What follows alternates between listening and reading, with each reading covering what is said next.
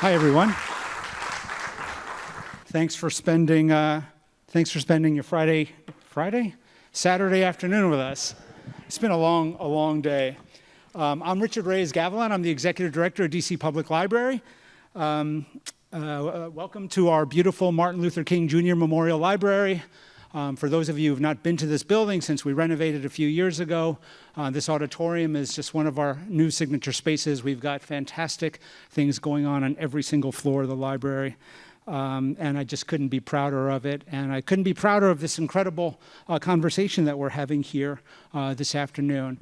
First things first, I want to thank the DC Public Library Foundation for purchasing 50 copies of Original Sin for those of you who got here a little bit early. There are additional signed copies for sale outside of the auditorium. And thanks to our good friends at Solid State Books for being here to help with that. I'd like to recognize our Ward 2 Council member, Brooke Pinto, who's sitting right here, front and center. And I'm not sure if anybody else who's important is here. But I assume that you're all pretty important. So welcome everyone. There's a QR code above us. And if you would like to ask a question, I would recommend following the prompts to that QR code. And depending on how much time we have, I will ask maybe a couple. I'm a librarian. I'm not a moderator. So I've got either 3 hours worth of questions or 20 minutes worth of questions. So we'll see how it goes, but we'll try to get out of here in an hour or less. So I'll just say putting my librarian hat back on momentarily, setting aside whether you're upset about the timing of this book or you think it's crucial in the moment. This is a great read. It really, really is. I'm a slow reader, but I just devoured this book in two sittings. The timing is terrific, all the technical aspects, the language, the pacing. So congratulations, gentlemen, on just writing a excellent book. And a well-deserved bestseller. Thank you both so much for being here today. I know your official book tour ended about a week and a half ago at... This is our last stop. This is your last stop. Okay. Thank you for clarifying that. Part of our official book tour. Excellent. I know you did a big event at the 930 Club. No, this is our big event. Oh, right. Okay. This is it. I like it. You can talk more with our foundation director a little bit later on today.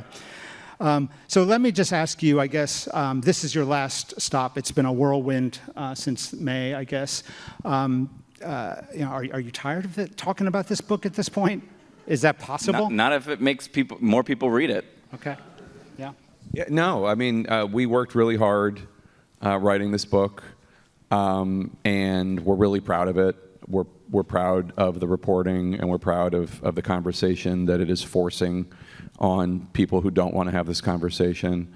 We might be tired of it if, people in power were more willing to have the conversation, but because they are still reluctant to acknowledge what they did and the road that they paved for Donald Trump to return to the White House, it makes us all the more willing to be defiant. The Democratic Party, I think right now, and I'm not referring to Democratic voters, I'm referring to the institution of the Democratic Party, they have a real problem right now. I mean, I hear anecdotally from Democratic members of Congress who say they're hearing from their state Democratic Party director, Democrats are leaving the party in droves. And it's not that they are like all becoming MAGA Republicans. They're not. They just have lost faith in a party that that lied to them about President Biden and that put their own desire for power ahead of the needs of the American people. I think that's maybe why we've seen what took place in New York last week with Mamdani just coming out of nowhere. Winning the primary or coming close to winning the primary. I mean, the establishment. You have to do this. Okay. The establishment of the Democratic Party, donors, lawmakers, all got behind a flawed candidate who was probably past his prime, and they ignored that he was a flawed candidate, and it made room for a populist insurgent to win. I think even more than this. Sorry, guys. I think even, oh, here we go. Yeah, I think even more than that, sorry.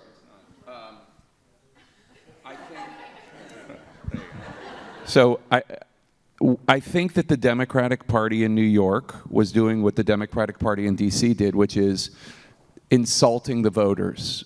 And it's a different let's play pretend than they were doing with Joe Biden. With Joe Biden, it was like, let's play pretend that you don't all see what's going on with your own eyes and you don't all hear it with your own ears, until the debate happened 1 year ago yesterday that made it so that they had to acknowledge what was going on. And acknowledge that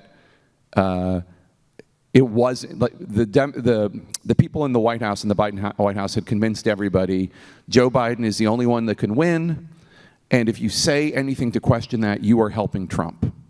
So keep your mouth shut, or else you're helping Trump. And that was exploded when Joe Biden stepped forward on the debate stage, and it made it clear that actually Joe Biden is paving the way to Donald Trump because everybody else sees this. And I think what the New York Democratic Party was doing was like, pretend that we all didn't call for this guy to step down as the governor because he's a sexual predator 4 years ago. Pretend he didn't like make a huge mistake that had nursing home residents dying of COVID unnecessarily. Let's all pretend that didn't happen. We're behind him. And I think New York voters were like, what? And so it's the same kind of thing. Mm-hmm. Let's start at the beginning with the book. Since we're in the library, it's appropriate to talk about Shakespeare. When we're here, you quote King Lear in the epigraph, right? I am not ague-proof, which means I'm not immune to illness or disease. Why'd you choose this quotation? And Jake, I've heard you refer to this book as a tragedy over and over again. Can you just expand upon that a bit? Well, Harvard boy brought the King Lear quote, so he can. It's true. Well, I'll do the Shakespeare quote just because I'm just a huge fan of Shakespeare, and King Lear basically there is like some similarities of people who speak tough truths are exiled in King Lear, and at the very end, he is sort of a man howling in the winds about with all of his grievances. And I think if you read this book, it is by the end Joe Biden with honestly having thrown out anyone that was not basically part of this core of suck-ups, and just mad at the whole world for in his mind turning on him. Got it. I can answer your question about the tragedy, though, Sure. which is, can I ask just, and I don't mean this to put anybody on the spot. I do not expect that any of you have read the book yet, but if you have read the book or listened to it on tape, can you raise your hand? Okay, so 5 people. No, that's fine. I'm not even sure my mom has read it yet. So, but let me ask just those 5 people. Raise your hand if you think it was mean. If it was a mean book. Yeah, see, that's what I mean when I'm saying it's a tragedy. Like, thank you. We don't want it to be mean. It's sad. Aging is sad. Ailment is sad. And what we found in our reporting was that what actually caused the moments of his greatest deterioration were horrible events in his life that I would wish upon no one. The death of Beau Biden in 2015, and then these big moments when Hunter Biden, his son, was having trouble with the law. In 2023, when his plea deal breaks down, and then 2024 when he's convicted of gun charges and is likely going to be sentenced to prison. And the reason why the last 2 were so horrible for Joe Biden was because Hunter Biden, who we all know suffers from addiction, was saying that the Republicans and the people who are prosecuting him were trying to get him to relapse and trying to get him to kill himself. And Joe Biden, who lost a daughter and a wife in 1972 in a car accident, lost Beau in 2015, had a very real fear he was going to lose a third child. And so we report this with all sympathy, but it also does not mean that he should have run for re-election. And in fact, that those around him should have said, boss, this is what you're going through is horrible. I don't think you're up for running. We should have a primary, et cetera, et cetera. But it's a complicated and nuanced story, and we contain multitudes, and you can be mad at Joe Biden and also sympathetic to him at the same time. And that's what I mean by saying it's a Shakespearean tragedy or a tragedy. You also, there's there's a lot when you use the term cover-up in the title of the book. So, like, understanding that all of us saw something in the president that wasn't right, but cover-up is very loaded. So talk to us about the use of that term, and also just walk us, how was it an actual cover-up? Like well, we're not define alleging that. we're not alleging criminality. Okay. But what we are saying is that yes, we all saw him getting older, but I think a lot of people, millions of people, were shocked at the extent of the decline that was showed on the debate stage. And I think if you read the book, I think it's very clear that it was not the first time Joe Biden acted like that. It wasn't even close to the first time. That increasingly, especially starting in mid to late 2023, those sorts of moments were becoming more frequent behind closed doors. And the reason why people were shocked at the debate is because people inside the White House were trying to hide it from the American people, the extent of the decline, from the American people, from other leaders of the Democratic Party, even from their own staffs. They were not having any more cabinet meetings after October of 2023 until almost a year later. We had multiple cabinet members say that basically almost all access was very abruptly shut off beginning in late 2023. So that's why we use the term, because they were hiding the extent of the decline in order to get him over the line to November. Yeah, look, the challenge for Joe Biden at the debate 1 year ago yesterday, I still can't believe it was only a year and a day, but the challenge was he needs to show that he is up for this job. He needs to show the energy and the intellectual vigor. I mean, just meet a basic bar of that, and he was not able to. Right? And so, yes, we all saw him age. We all saw him as not the same person that we'd known. For those of us who have known of Joe Biden, he was elected to the Senate in 1972. That's definitely longer than some people in this audience have been alive. So, I mean, he'd been around. We've seen him through many different permutations. But the Joe Biden that won in 2020 was not the Joe Biden that was running in 2023 and 2024. And so what was covered up, as Alex notes, is like how bad it was. The idea that, like, if there wasn't a cover-up, Alex likes to say this, and I agree with it, then why were we all so shocked? Right. Because, yes, we saw him with gaffes and trips and all that stuff. COVID didn't help either, right? I mean, because everyone was sort of, alone during COVID, right. And that was a kind of... He was able to campaign in a way that concealed how old and addled he may have been even at that point. Okay. Jake, you've invoked the debate already, and that's a huge part of this book. I don't know if this book exists without the debate in some ways. I was talking to someone, it feels like even the term "the debate" now has come to mean the 2024 debate between the president. It's almost like Game 6. If you're old enough, you know that Game 6 means the sixth World Series game between the Mets and the Red Sox in 1986. Do you guys think of Game 6 that way? Maybe I'm not right. Am I right I'm more or of wrong? a basketball person. All right, you're a basketball I'm a person. Phillies fan, so... Okay. But when you said it, I knew you're talking about Bill Buckner, is what you're That's talking right. about. That's exactly right. So I get it. Jake, as the most powerful episode of this entire tragedy, give us your insider's perspective of the event itself.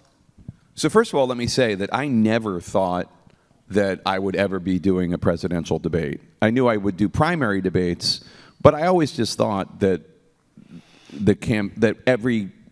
I never thought that any presidential nominee would allow me to do a debate just because I can be, let's be nice and say I can be tough, right? I can ask a tough question. And so I never thought it was going to happen, and I was stunned that Trump and Biden, none of them like me, but like the two of them that have liked me the least allowed me to do it. So that was shocking. So anyway, Dana Bash, my co-moderator, and I were in Atlanta getting ready. We'd been preparing, and my basic rule of thumb for these debates is read the questions and get off the stage. The debate is between them. Just do the questions, keep them to the time limits, try to keep some sense of order. But we're not the story. This is not an audition for us running for office. We just need to be as low profile as possible. So we're there, and we're getting geared up, and both candidates have been invited to do a walkthrough we did this debate in Atlanta at the CNN studios there, because Atlanta is in a swing state. And I think Trump was invited at 3 and Biden was invited at 4, something like that. It's in the book. I forget the exact times. The debate was set to start at 9 p.m., which to me, to this day, another thing I can't believe. That's late for Joe Biden. Why did they agree to that? 9 p.m.? I don't know. Or the debate at all. So if there's a cover-up, why we can talk about why they agreed to the debate in a second. But it's because they were losing and they felt like they had to make the election not a referendum on Joe Biden, but a choice election. Joe Biden thought all he had to do was go on stage and say, "Look how crazy this guy is," right. And he'd win. It didn't work out that way. So anyway, we're there. By 8 o'clock, Trump has done the run-through with Sir Mark Thompson, the head of CNN. And whatever you think of Trump, I think we can all agree he's a creature of television. He knows how it works. And he's there, and he's like, which one's my camera? Okay, which is my mark? Is the camera on me when he's speaking to, he's asking all the questions that a performer would ask, and getting the answers, and, By 8 o'clock, Biden has still not shown up. And we know he's in Atlanta because we get the pool reports, and we know Air Force One has touched down and has landed. He's not there. Somebody from CNN calls the White House, where's the president? We've got a debate in an hour. Not sure if you know. The answer is basically President Biden's done hundreds of these. He's fine, which gives you also another idea of kind of how out of touch the president was with the reality of the situation. The CNN executive is no, he needs to get down there. You just need to see the place that we're doing this. It's just in a studio. It's very not normal for a debate. It was a very closed studio, smaller than this room, no audience. There was a step, and there was lighting, so maybe you could trip over it if you went. I don't know. You just want to anyway, he shows up, and we're supposed to be out there at 8:30. We can't go out there until 8:50 because Biden has shown up so late. So anyway, we get out there, and I remember walking out there, and I'm 56, so I'm in a time of my life where going to bed at 9:30 is really exciting. And it's I got a ring, and I got a blanket, and all these things are telling me how much sleep I need and am getting. Someday you'll get there, Councilwoman Pinto. Don't fear it. Embrace it. It's nice. But anyway, I'm walking out there, and I'm like, oh my God, this thing hasn't even started. It's 9. It's not even 9. It's not going to be over till 10:30. I'm so tired. And then President Biden comes out, and I'm like, oh my God, what's it like for him? He's 81. He's shuffling out, looking every day of it. I know from Alex's reporting from a year and a half before, or a year before, that they've basically limited all public events on his schedule to between 10 a.m. and 4:30 p.m., which makes sense, but also like, the job is kind of a 24/7 thing. Anyway, he comes out, Trump comes out. He's obviously older. If you hadn't paid attention, you might be shocked by how old he seems. He also has a cold. His voice is thin and reedy. The debate starts, and the first question is fine. Trump is Trump. Biden is Biden. But the second answer, I think it is, that Biden gives his answer, it's tragic. He loses, it's not just losing his train of thought in the way that you or I might, because we're juggling three things and your kid has asked a question about who was on the '86 Mets and you're like, what was I just talking about? This is the most important political event of this man's life. And he completely loses his train of thought in a way that suggests that there is something going on with him. And he's reaching for words and comfort clauses just that allow him to pad what he's saying until he can remember and figure out what he's saying. And then he ends with, "We finally beat Medicare," which doesn't make any sense in any world. We had little iPads so that we could communicate with the control room, me and Dana, and I wrote on mine in all caps, "Holy smokes." I kept it clean because I didn't know who was back there. But oh my God, I've never seen anything like it. I mean, I've been watching presidential debates since I was a teenager because I'm a dork. And wow, it was just the worst performance by anyone in the history of presidential debates, period. And then your co-moderator, Dana Bash, she slips you a note, right? She slipped me a note that said he just lost the election. Because he had to clear a very basic bar. It's really not that tough. The idea of just reassure the American people that you are up for this, that you can do this. That's all. That's not really that complicated or difficult, but he couldn't do it. And then in the ensuing weeks, when all his supporters in the House and Senate and White House administration were like, he needs to disprove what he showed in the debate by going out there and doing what Alex and I are doing right now, and just taking questions and talking extemporaneously and showing some vigor in life. And they wondered why he didn't do it, and he didn't do it because he couldn't do it. So do you think if that debate doesn't take place, or if the first 20 minutes, which were like the worst parts of the debate, if you think it was all awful, but yes, the first 20 were like F-, and the rest of it was D-, D-, F+. I mean, it was even some of it was all horrible. If that doesn't happen, do you think that he gets to Election Day, where presumably he loses very, very, very badly? And also, if that debate happens when debates normally happen in the fall, there's really no mechanism to take him off the ballot. Donald Trump had this during 2016 with Access Hollywood. It was just too late. It was an October surprise. And also, yes, his pollsters said that he was on pace at that point to lose potentially 400 electoral votes. And beyond the consequences of the presidential election, you also had, potentially you could have had a 57 Republican Senate majority if he had stayed, because there were very close competitive Senate seats in Wisconsin, Michigan, Nevada, and Arizona that the Democrats ended up winning.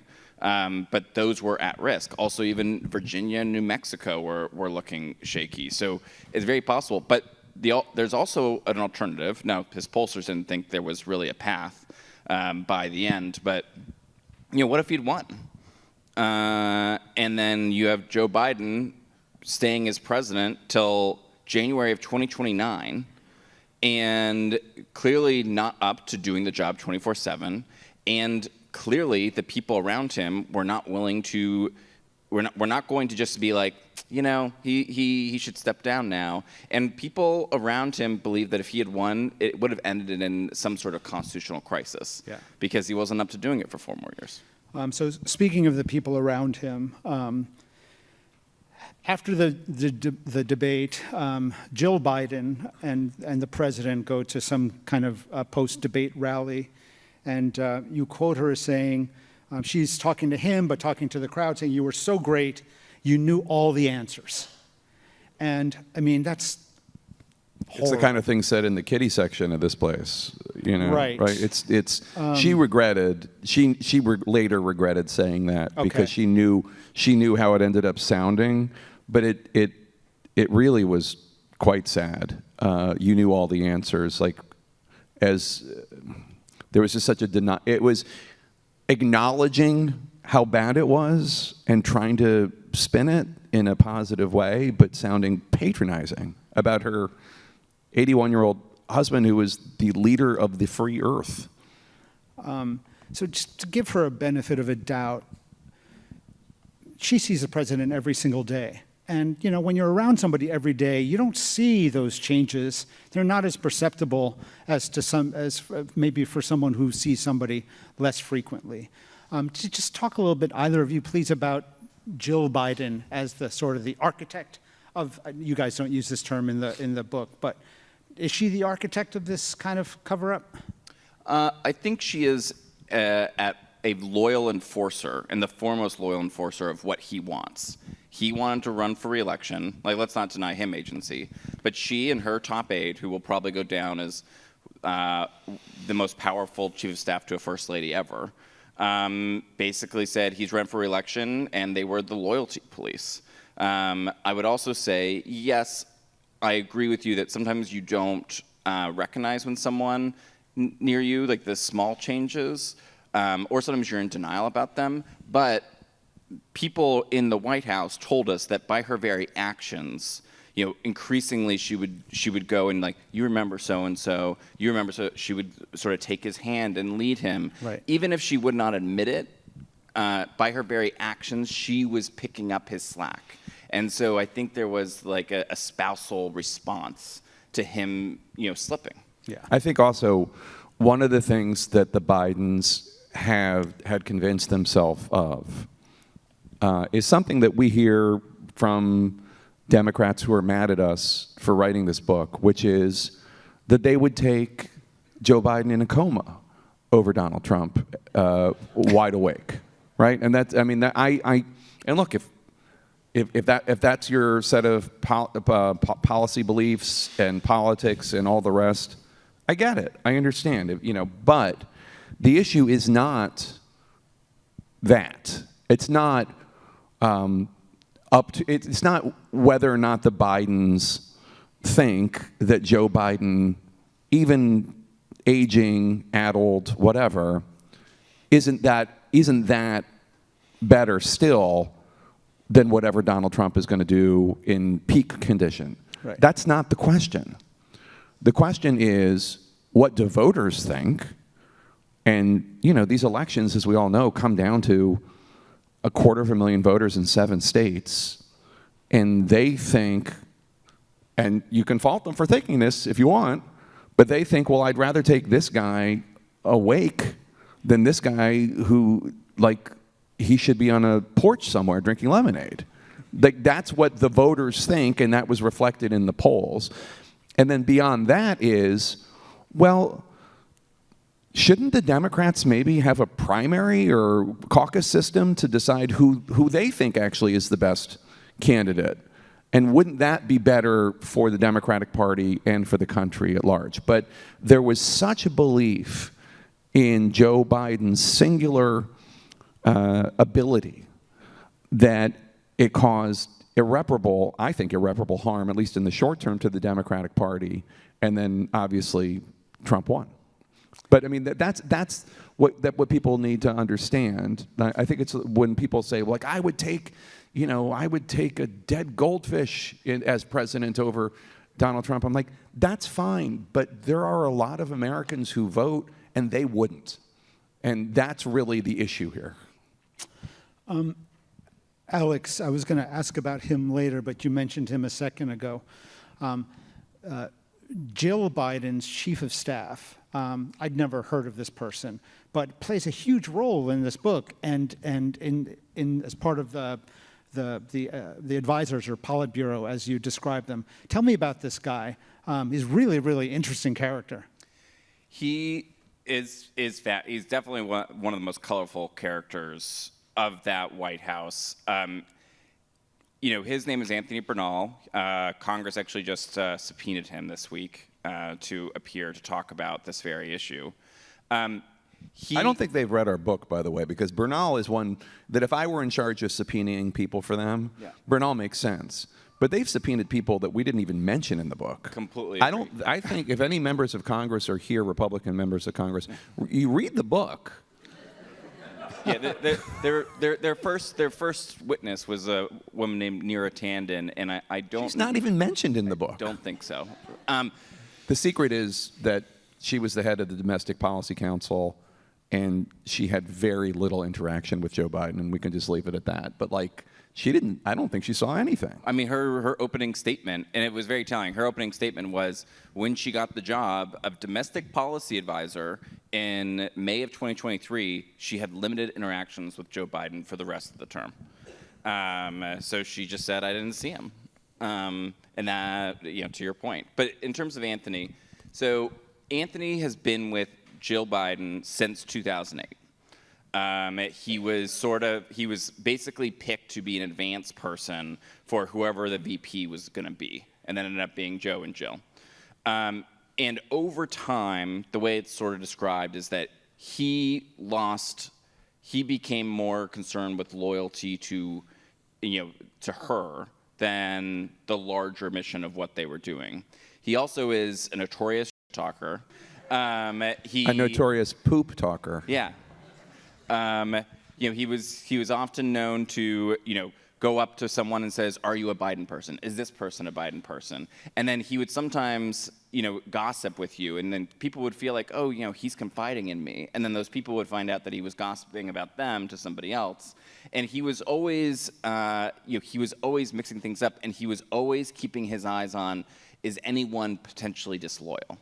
And he was really the person that would box them out. And so when they get to the White House, he has power over administration personnel. He is putting people, loyalists, throughout the administration, throughout the White House. In fact, at one time, and this isn't actually in the books, we found out about it later, but one cabinet secretary told me that they had fired somebody for cause, and Anthony reversed the decision over a cabinet member. That's the level of power that he had. And Ron Klain, Joe Biden's first chief of staff, had a line about this where don't mess with City Hall whenever Anthony or Jill Biden said anything. And so over time, it just becomes a smaller and smaller, more insular circle of a lot of yes people.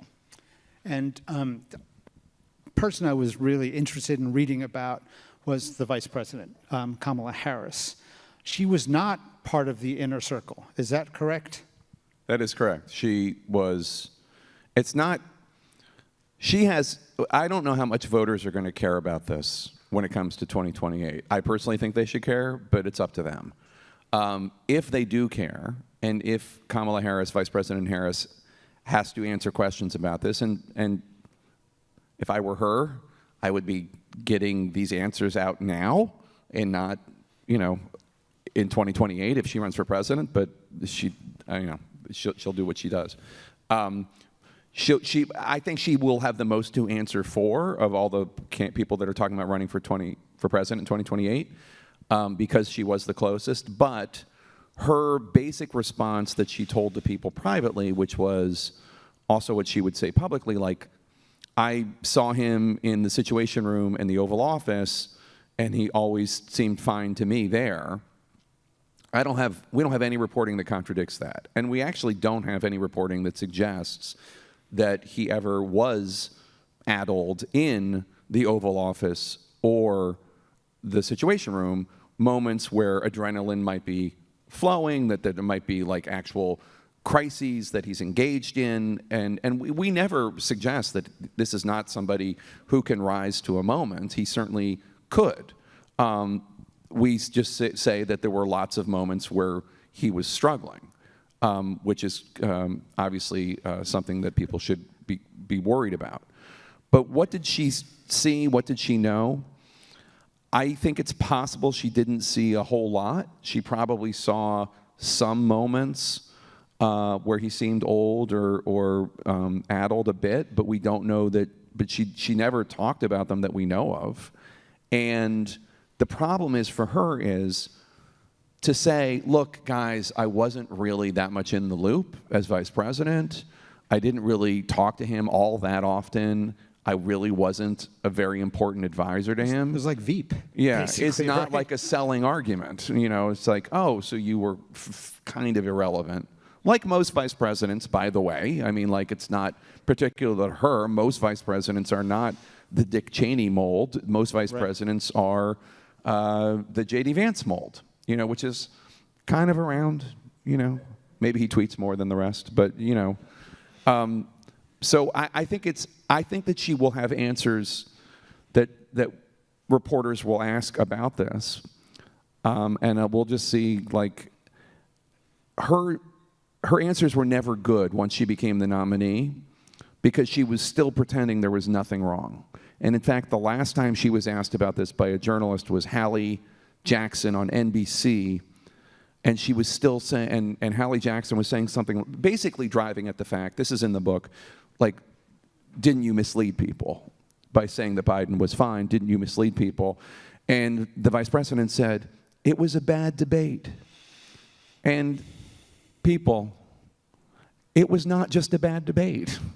And if it had been just a bad debate, she wouldn't have been sitting in that chair as the Democratic presidential nominee. So there's a degree to which the Democratic Party needs to acknowledge what happened. And I don't think they will, because it's so uncomfortable. I want to sneak in a couple of audience questions related to this. Would Joe Biden's earlier departure have impacted the outcome for her, Vice President Harris specifically, in your estimation? Possibly for a few different reasons. One is, if he drops out earlier, there may have been more of a process. There may have been an actual competition for a primary, and then she would have been, you know, maybe, you know, you have a few more weeks, maybe you get like your sea legs under you. You know, she was clearly just like trying to, you know, sprint through it, and you saw that she got you know, she had moments like on The View, she got a little wobbly, maybe would have stress tested her. Maybe there's a different nominee. Now, as soon as Joe Biden endorsed her, it made it very difficult for anyone else to join, because then she inherited, in theory, his campaign team and all of his money. Right. I think it definitely could have made a difference. The argument from David Plouffe, who was Obama's campaign manager in 2008 and retired from politics in 2013, but came back to help Harris in this last 107 days. The argument Plouffe makes is, if Biden had acknowledged reality in 2023 and said he wasn't running for re-election, there would have been a vigorous Democratic presidential contest, primaries, caucuses. You would have had a number of serious and younger Democratic candidates, Governor Newsom, Gretchen Whitmer, Josh Shapiro, Warnock Raphael Warnock from Georgia, and on, Buttigieg, Klobuchar, and it would have produced a strong and younger and Democratic nominee, and maybe it would have been Kamala Harris. Absolutely. Maybe it wouldn't, like the incumbent vice president, somebody who's charming, obviously a trailblazer, first black woman vice president ever. Like, maybe it would have been her, but it would have been a stronger version of her, somebody who had been asked tougher questions, but been forced to defend her record, et cetera, and somebody who would have been able to distance herself from the unpopular incumbent president, Joe Biden, who was, whatever people think of him, according to polls, people thought he was not a good president at that point. So that's Earth 2. I mean, that's the reality that Democrats are talking about. They wish they had been. That's the original sin of the book title, is the decision to run for re-election, not anything else. It's the decision to run. That was a question in here, so that counts as an audience question that you answered. I want to get back to the book for a second. After the debate in the book, we get into a section that you guys call the bad times. And that's when the book really starts picking up pace. Like the main character in the early part of that section is George Clooney. There are two parts devoted. There's a George Clooney 1, there's a George Clooney 2. So can you just briefly talk about George Clooney's role in this process? Sure. So George Clooney was on the TV show ER. I'm just joking. I know you know who George Clooney is. So George Clooney is one of the most prolific Democratic fundraisers in history, not so much because he calls around and raises money, but because he headlines these things, and he is beloved. He's beloved, and he had raised money for Joe Biden, and he was brought in to raise money for him again by Jeffrey Katzenberg, a huge Hollywood power broker who was working on the Biden campaign unofficially as an advisor and fundraiser. And George Clooney comes in. He and Julia Roberts headline a major fundraiser, the biggest Democratic presidential fundraiser in American history, in June 2024, before the debate. And George Clooney is there. He was in Italy shooting. He flies in, and he's there. And when these events take place, when you're raising that much money, there's I'm going to make up what the things are because I have no idea what they are, but it's like $250,000, you get a photo with Clooney, Julia Roberts, $500,000, you get a photo with Clooney, Julia Roberts, Biden, and Obama. It's that kind of thing. And they're like little different clutches with different groups depending on how much money they've raised. They raised $30 million, which is a lot of money for a Democratic presidential event. And Joe Biden walks in, and it is apparent to George Clooney and to others there that Joe Biden does not recognize him. And just to be clear, this is not like George Clooney with a big white beard, or George Clooney with dyed black hair like he is now on Broadway as Edward R. Murrow, looking all gaunt. This is George Clooney looking like George Clooney. He looks like $1 billion. He looks fantastic. Handsome. He's a very handsome man, and he's in full Clooney. Yeah. He's tan. He's gorgeous. I mean, it's George Clooney, okay? Because I know people are like, well, maybe he had that beard. I didn't recognize it. No. This is not burn after reading George Clooney. This is the George Clooney you know.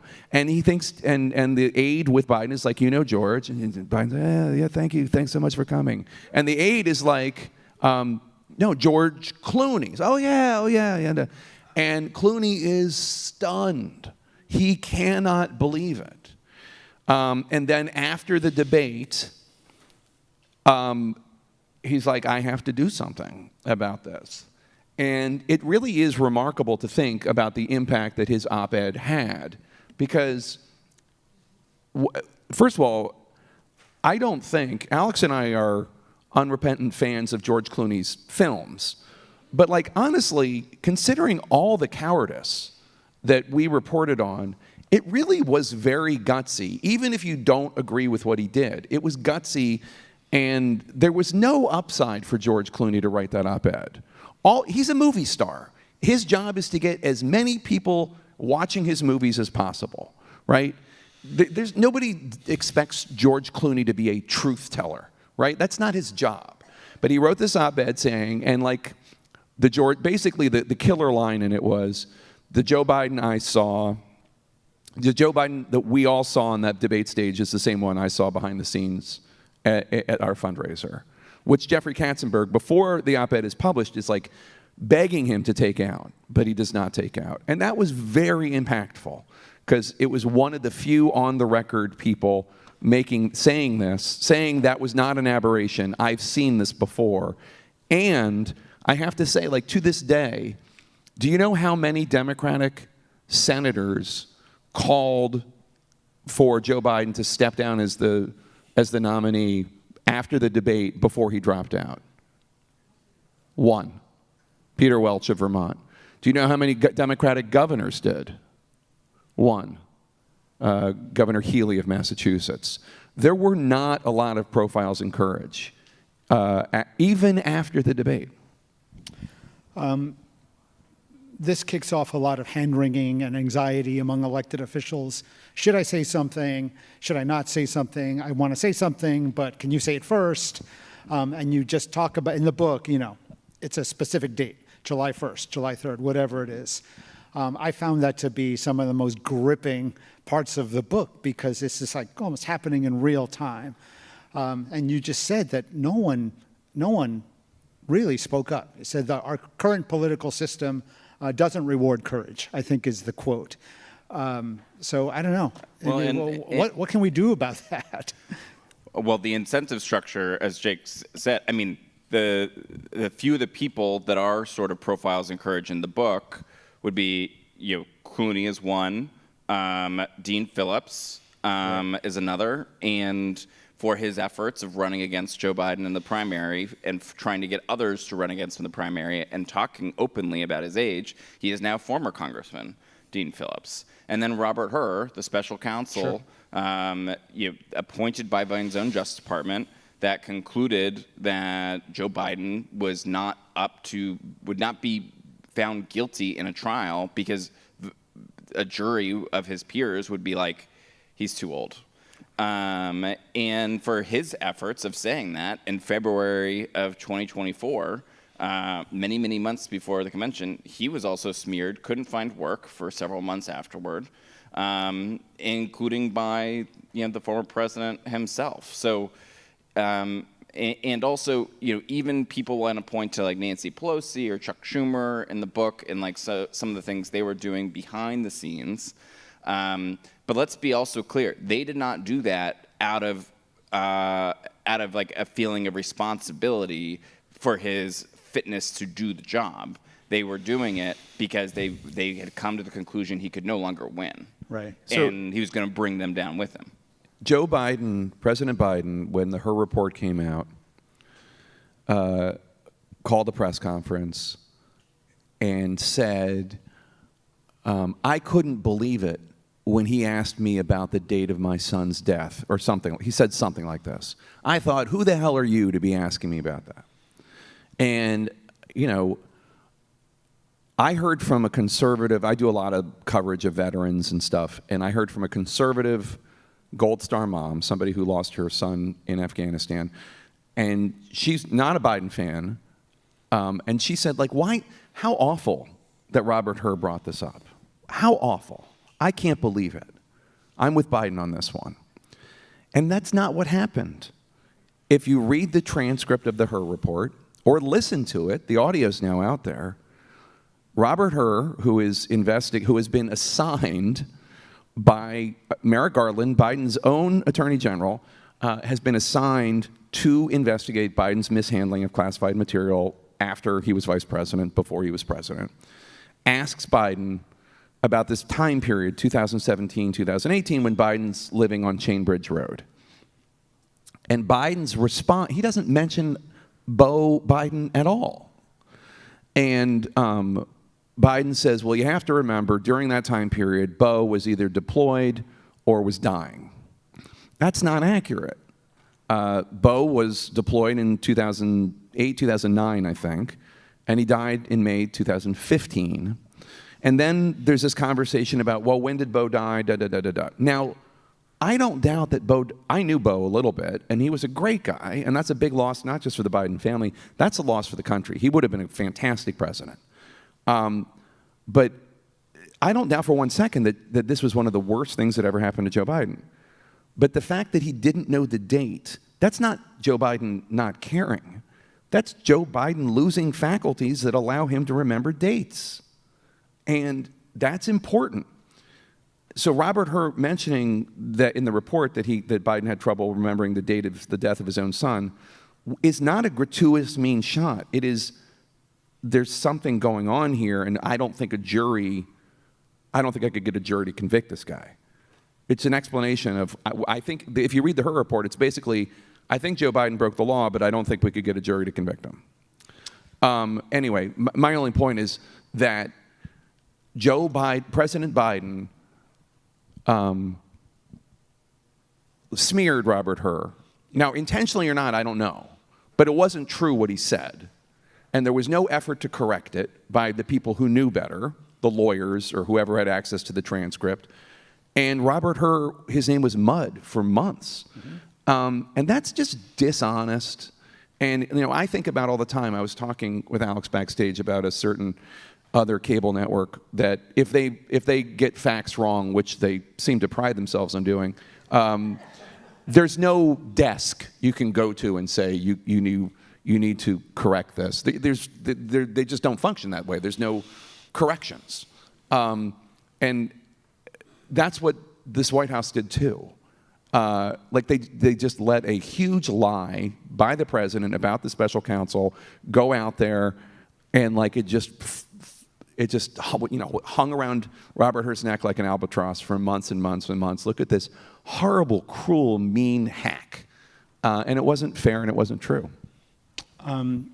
We've only got a few minutes left. All this work for nothing. There is an important question. We wanted to talk about the media and their role, their complicity. So the question is, what role did the media play in the cover-up? Does the media have any responsibility to what happened? Alex, do you want to start? Yeah. I mean, we fell short. Media fell short. Now, people like to talk about the media as a monolith, but it's complicated. I mean, do I think some people let their own personal political beliefs influence their coverage of Biden and maybe be a little less curious in this issue? Sure. Do I believe that, if you've ever been in any newsroom, they have a hard time, planning happy hours. I don't think there was a grand conspiracy of all the newsrooms of America being like, we're not gonna, we're not gonna cover this. I mean, I would also say, that being said, I do think DC, it's a company town, and there can be a bit of groupthink, an unwillingness to, go outside of sort of the consensus. I think that was definitely the case here. I also think there's a little bit, DC is a liberal city, and I think, if you're an aggressive, really tough reporter on Trump, I think there is in some ways, a social reward to that across the town in a way that doesn't always exist and didn't exist for Joe Biden. And I think that at times influenced some people. Jake, you famously had a conversation with Laura Trump that you revisited. Do you want to just mention that momentarily? Yeah, I mean, one of the things that that this book has allowed us to do is just retrace what happened to Joe Biden and when it happened. And after we did the reporting, we realized that this started, according to people close to Biden, in 2015. And like any aging or any, I don't know what he has beyond aging, but neurologists we talk to do think that there's something neurodegenerative going on with him. They don't know what it is. Is it Parkinson's? Is it Alzheimer's? Is it Lewy body dementia? Nobody knows. And it is difficult to report on health issues if you don't have subpoena power. I mean, right. Tragically, Joe Biden is currently battling prostate cancer that has spread to his bones. We all obviously hope that he beats it or it's treatable until, as long as it can be treated. But we have no way of knowing what's going on with somebody's health records as journalists. And in fact, it's really even tough for law enforcement to get stuff like that. It is the most sensitive information. So what could we have done? I don't know. We could have pushed harder. But my only point about bringing that up is I interviewed Joe Biden in September 2020, and I was sitting a little farther from him because it was COVID than I am from you right now. But he seemed fine. He was, I guess, 78 or something like that, and he seemed fine. He seemed older. I mean, I'd been covering him since 2001. He seemed older, but he did not seem addled in the slightest. And in fact, I asked him, I said, you're going to be the oldest president. Will you pledge to be transparent about your health records? Because we've been lied to, the American people have been lied to about this sort of thing for so long. In fact, and I said at the time, we still don't even know. Remember, President Trump in like 2019 had made some like secret trip to Walter Reed. We still don't know what that's about. We didn't know it then, and we still don't know about it today. I mean, I guess that's a fault of the American press corps that we still haven't gotten to the bottom of that either, but like, I don't know what more we're supposed to do. In any case, in October 2020, Laura Trump was on the show. This is in the height of the election. And, you know, everybody's throwing everything against the wall when it comes to against Biden, against Trump, et cetera. And it was a competitive election. And Laura Trump had said something about Biden having cognitive decline or something. And I shot it down because I had not seen evidence of it. And I had not had reporting that would suggest that was true. And at the time, the Trump family, I mean, you're familiar with this family, they were saying a lot of things. Donald Trump Jr. was suggesting that Joe Biden was a pedophile. I mean, like, there was lots of stuff being said. So I said something, and in retrospect, after I learned what I learned, I said, oh, well, she actually was right to have those suspicions, and I was wrong. And I called her up and I told her that. This is before the book came out, but after we'd done the reporting. Because that's what adults do. Oh, new information came to light that makes me think that that was wrong, what I thought 4 or 5 years ago, and this other person was correct. So I reached out to that person and I said, you were correct and I was incorrect. And I've now acknowledged it. Am I supposed to be embarrassed that I'm a grown-up? Like, that's, you know, yeah, new information came to light. There were a lot of people who met with Biden in 2020, 2021, 2022, including Senate Republicans, who would say things like, he's fine. Mm-hmm. He seems great. I think the real bad decline came in 2023, 2024, as we discussed earlier with Hunter Biden. All right, we're just at time. Alex, maybe just one last question for you. We've talked about the erosion of trust in the media. In fact, we're talking about that same problem with the industry of libraries right now. How? Well, I mean, libraries are increasingly seen as partisan institutions because we don't ban books, because we have, you know, people wearing skirts doing story time that may look different than people in your family, and so we're increasingly being seen as an arm of the left-wing party, and it's a shame because you know, we want to be here for everyone regardless, but we keep on being thrown to one side. And it's impacting the way people see us. I mean, you have had a bunch of states who've kicked they're no longer affiliated with our primary organization, the American Library Institution. It's a horrible shame. I don't know what to do about it.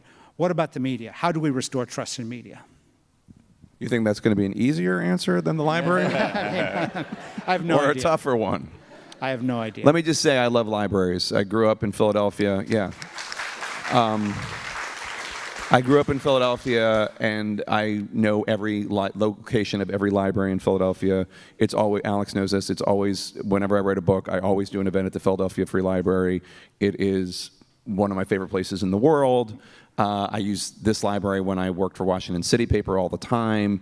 It is such a treasure. People, especially as bookstores disappear, people forget how amazing it is when you're a child to like walk through stacks and, you know, all of a sudden you like all, you know, I read every book by Judy Blume and every book by Mercer Mayer and every book, you know, and on and on and on. And so just thanks for supporting the library here in DC. It's so important. Thank you.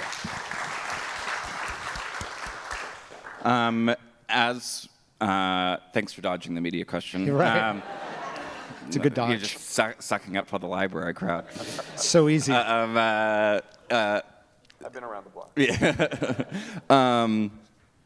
If I knew how to restore trust, then I'd probably be trying to do that. I guess as reporters, I mean, it's sort of a little bit of what, you know, Jake just said about Lara Trump. It's like, it's not just what adults do, it's what reporters do. If you miss something or if you get something wrong, you correct it and you say so. And that serves the reader, and it also builds trust with the reader. And I think I was always sort of taught growing up that like being defensive about being heirs further erodes trust, and acknowledging I messed up builds trust. And I still think that's true. And I think the one thing that makes me very optimistic about media, even with declining trust in this crazy environment, is I think people are always going to want new information, and people and powerful people will always somehow mess up, and we'll be there to cover it. Thank you. I actually have an idea for the libraries. I'm not joking. Like, I mean, I think one of the things That's a good idea for CNN. Anyway, we'll take it. But I mean, I think I'm involved in this a little bit because I'm a trustee at where I went to college, and also just I cover this when it comes to the president and his administration's attack on DEI and diversity, equity, and inclusion initiatives. And my general philosophy as a journalist has always been diversity in all things is good. Racial diversity, sure. Gender diversity, sure. But also, religious diversity. Also, ideological diversity, viewpoint diversity, experiential diversity. Do you have any people on your staff who have ever worked for minimum wage? Do you have ever people on your staff who served in the military? Like all of that, all of it makes me, in hiring, makes my show better.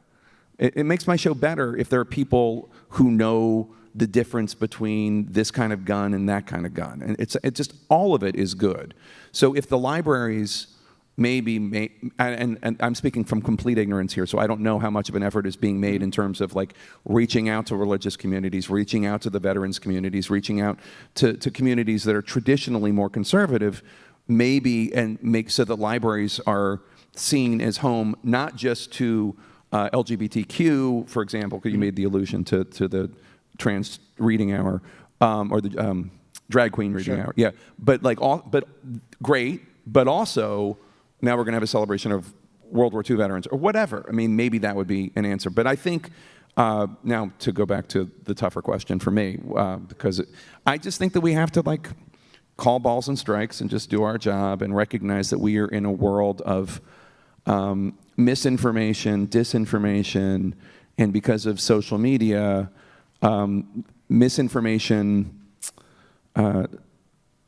silos, so that, it's just so interesting to me.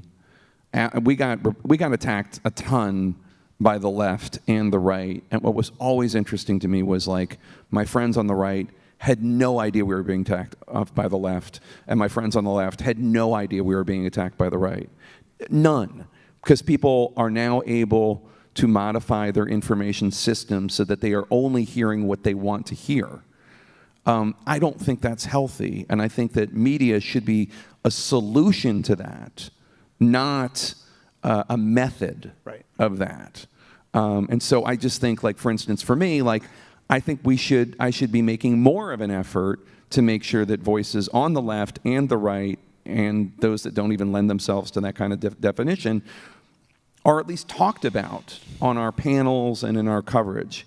That's an effort. It takes an effort, especially when there are people on the left and the right that are achieving what they want to achieve in their business models by discrediting those of us who are trying to be fair and objective. Thank you.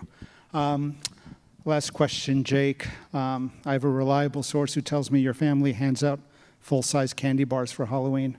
Is that true? We are big fans of Halloween. Awesome. We are big fans of Halloween, full-size candy bars, and my wife Jennifer and I do dress up, yes. Excellent. We were Buddy, as you heard, I was Buddy the Elf, and she was whatever that actress was, and in the Elf, what was her name? She had some name. What? Yeah, Zoe Deschanel, but that's not the character. But yes, Zoe Deschanel, yeah. The book is called, I'm sorry, were you going to say one more thing? No, Zoe? Geraldine the elf? Josie. Josie the elf. Okay, sorry. Yeah, that's it. That's the solution to this question. Buddy and Josie the elf. Okay, yes. And candy bars. So the book is called Original Sin, President Biden's Decline, His Cover-Up, and His Disastrous Choice to Run Again. You have it in your hands, or you can buy it upstairs from our friends at Solid State. These guys are Jake Tapper and Alex Thompson. Thank you both so much for being here. This was such a treat. And thank you all for coming. So have a great rest of your Saturday.